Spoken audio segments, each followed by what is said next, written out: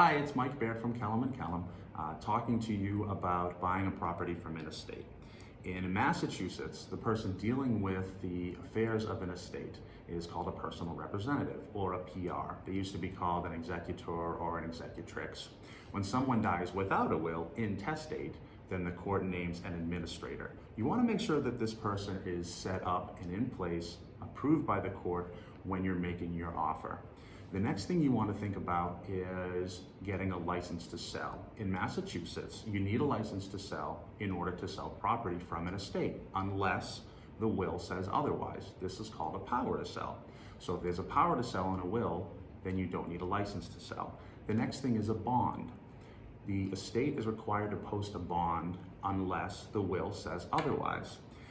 The final concern, and probably the major concern, is of course money. The personal representative has a fiduciary responsibility to the heirs of the estate to get as much money as they can for the property as possible. So this means exactly what you think it means.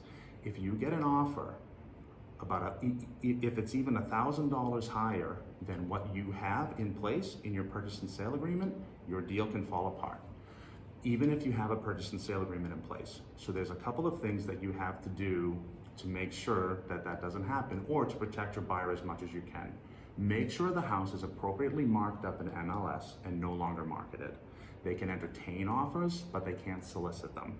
And you can work into your offer a clause that says that the personal representative shall, meaning will, let the buyer know of the amount of a higher offer that they received. So that way your buyer can appropriately respond as much as they want.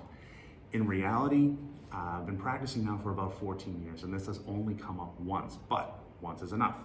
So if you're going to buy property from an estate, there are definitely ways to do it and make it comfortable. It's okay, you can call me.